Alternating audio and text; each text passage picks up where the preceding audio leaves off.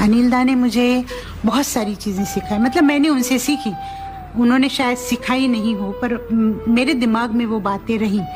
जैसे गाने में सांस कहाँ छोड़नी चाहिए, कहाँ लेनी चाहिए, तो ये मैंने उनसे सीखा। यहाँ तक कि मैं माइक के सामने होती थी तो लोगों को पता भी नहीं चलता कि मैंने कहाँ सांस ली, कहाँ छोड़ी, ये मैंने उनसे सीखा। दूसरी बात मैंने उनसे ये सीखी कि कोई सुर लगाना है तो कितना मतलब फेड इन फेड आउट करना, ये मैंने उनसे सीखा, जो कि शायद और आर्टिस्टों ने उस पर ध्यान नहीं दिया। मैंने ये चीज़ बहुत ध्यान से सीखी। गुलाम हैदर साहब से भी मैंने एक बात सीखी थी कि बोल बिल्कुल साफ होनी चाहिए, और दूसरी बात उसमें ये थी कि जहाँ बीट आता है वहाँ जो बोल आएगा उस पर थोड़ा सा जोर देना ताकि गाना एकदम उठे।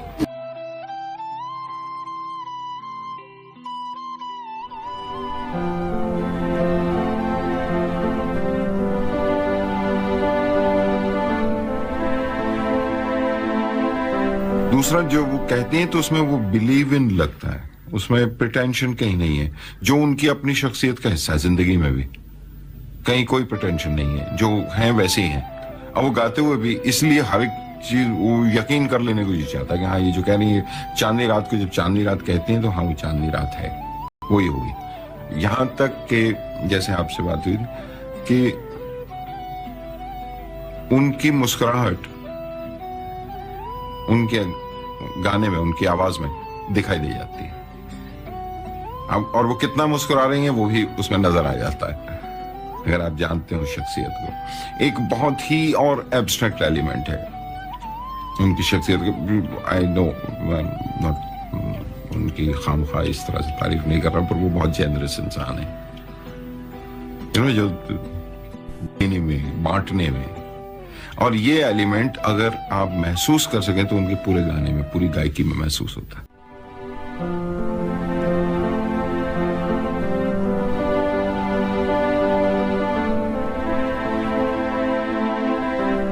सब जगह हम लोग पैसे मतलब उसी वक्त नहीं लेते थे, तो पड़े रहते थे प्रोड्यूसर के पास।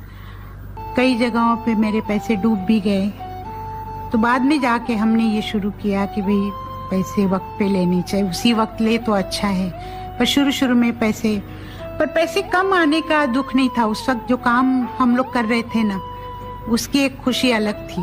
पर काम इतना ज्यादा था कि सुबह 2 गाने किए, दोपहर को 2 किए, शाम को 2 किए, रात को।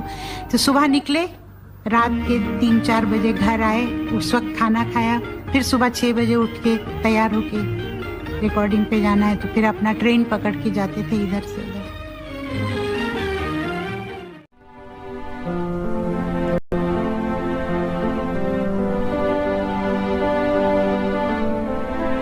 उसने अपनी शोहरत को बिल्कुल अपने ऊपर हावी नहीं होने दिया। ये भी परिंदों की आवाज बिल्कुल लता की आवाज की जैसी। तो उससे उसका आर्टिस्ट जो है वो जो गाना जो है उसका वो महफूज रह गया। And she is been able to contain herself. She is a very self contained person. Sometimes ऐसा हो सकता है कि she may give the image of being a complexed person, कि कॉम्प्लेक्स है उसमें, कॉम्प्लेक्स नहीं है। वो अपने आप को महफूज रखना चाहती है, दूसरी चीजों को अपने नजदीक आने देना नहीं चाहती। This solitude is a very essential part of all artist.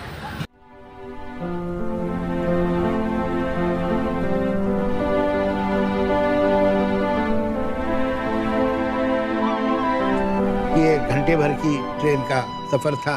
रोज सुबह उससे जाती थी और फिर रोज शाम को वापस आती थी। उनका कहना है कि जहाँ मलाड स्टेशन से बहुत दूर था स्टूडियो, जहाँ हमें रोज जाके रिहर्सल करनी पड़ती थी, सीखना पड़ता था, तो लोग वहाँ उस जमाने में तांगे चलते थे मलाड में, तो लोग उतरते थे, तांगा ले लेते थे और तांगे में चले जाते थे। मैं तो पैसे बचाने होते थे तो मैं पैदल ही जाती थी। इसमें एक किस्सा मैंने कहीं और भी सुना था कि एक मरतबा वो ट्रेन में ही बैठी थी तो इनका इंट्रोडक्शन हुआ। वो एक एक्टर से, वो भी वहीं लोकल ट्रेन से ही जाता था वहाँ शूटिंग में।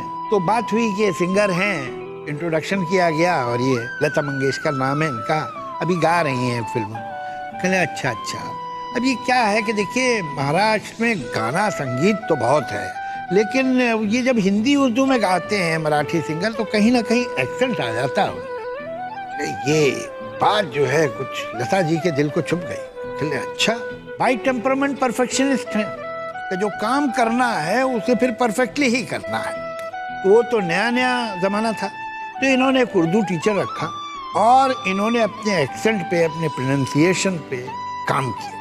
और मैं आपको दावे से बोल रहा हूँ, मैं राइटर हूँ, दावे से बोल रहा हूँ कि मैंने लता जी के गाने सुने हैं और आप लोगों ने भी सुने हैं, मगर मैंने आज तक कभी उनका किसी लफ्ज का मिस प्रोनाउंसिएशन मैंने नहीं सुना। ये गलतियाँ दूसरों से हुई हैं, ऐसा नहीं है कि होती नहीं है, कहीं ना कहीं थोड़ी सी गलती हो जाती है, बड़े बड़े सिंगर से हो जाती है। लता जी में मैंने गलती नहीं की। परफेक्ट फ्लॉलेस एक्सेंट, जिसमें आप कह नहीं सकते कि देखिए जो लफ्ज तो ऐसा था ओरिजिनल और ये इन्होंने कुछ ऐसे खींच दिया, इसके जो वॉवल है बड़े कर दिए, इसका जो ये साउंड थी वो दबा दी, मुमकिन नहीं। ये एक्टर जिन्होंने एक जुमला बोल के उनको अल्टीमेटली रिएक्शन में परफेक्ट करवा दिया, वो भी नया नया एक्टर नहीं काम कर रहा था, सैलरी पे। उस जमाने में एक्टर स्टूडियो में सैलरी पे होती, उस एक्टर का नाम आप जानते हैं, दिलीप कुमार।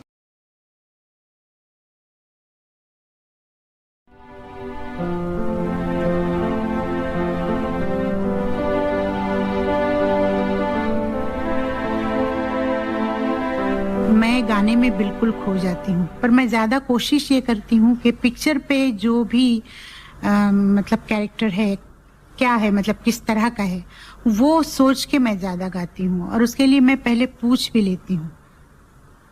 शुरू में जब मैंने गाना शुरू किया था तो इन बातों पे मेरा ध्यान नहीं होता था, ज्यादा ध्यान होता था गाना, हरकत, मुर्की, तान, ये कहना है वो कहना है। पर मुझे सबसे पहले मास्टर गुलाम हैदर साहब ने कहा था कि लता तुम ज्यादा ध्यान दो बोलों पे और कौन गा रहा है स्क्रीन पे।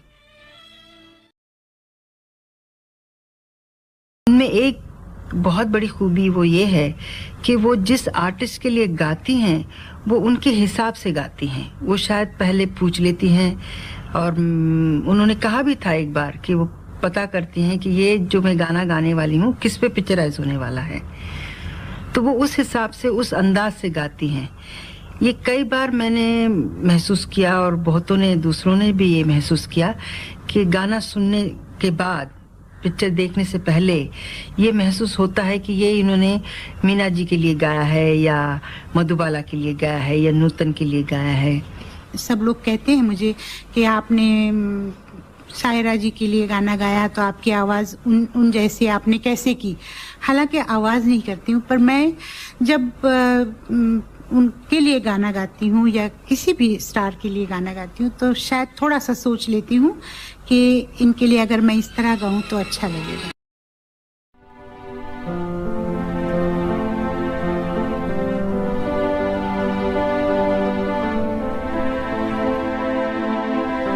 वो आई थी उस वक्त सिंगर की कोई पोजीशन और इज्जत नहीं हो रही थी। जब ये अवार्ड शुरू हुए तो सिंगर को, सॉन्ग राइटर को, इन लोग को अवार्ड ही नहीं दिया जाता था, इनका नाम ही नहीं था अवार्ड्स की लिस्ट में। ये लता मंगेशकर का जोर था कि जिसकी वजह से सिंगर्स के अवार्ड शुरू हुए हिंदुस्तान में, जिसकी वजह से लिरिसिस्ट को अवार्ड मिलना शुरू हुआ।